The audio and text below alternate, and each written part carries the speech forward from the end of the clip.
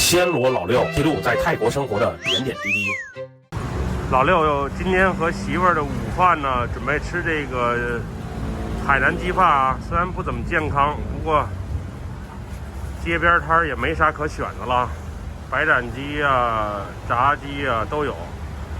媳妇儿买的是普通的白斩鸡，老六要的是双拼鸡饭，是那种不带鸡皮的鸡饭。看看这鸡肉都是比较新鲜的啊，鸡肝也有，鸡胗也有，非常的讲究，用这种纸包饭。刚才那份应该是媳妇儿的，这份应该是老六的。老六是不要鸡皮。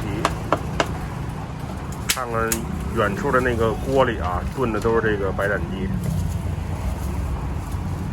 一份鸡饭也就是10块钱人民币吧，价格也不贵。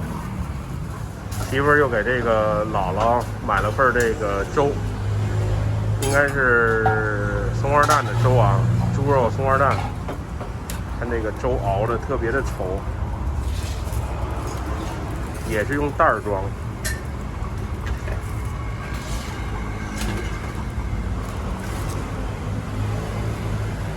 这松花蛋都是现包进去的啊。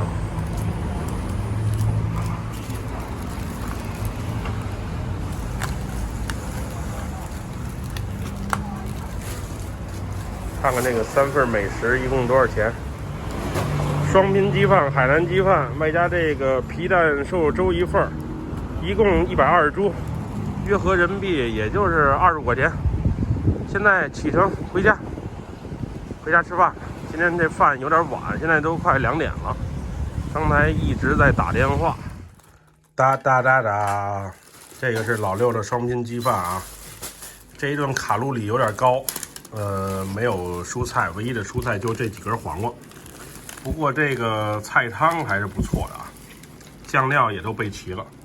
途中是媳妇儿的，媳妇儿不吃黄瓜，不吃鸡内脏，都便宜老六了。姥姥那个粥呢，一会儿再给大家看吧。感觉这个鸡饭还是不错的啊。这个就是刚才买的那个皮蛋瘦肉粥啊，粥稠稠的，姜丝儿、葱段都有，里边还有一个这个松花蛋。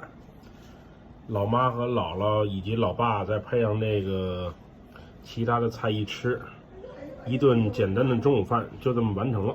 好了，咱们本期节目就到此为止，下期节目再见，么么哒，拜拜。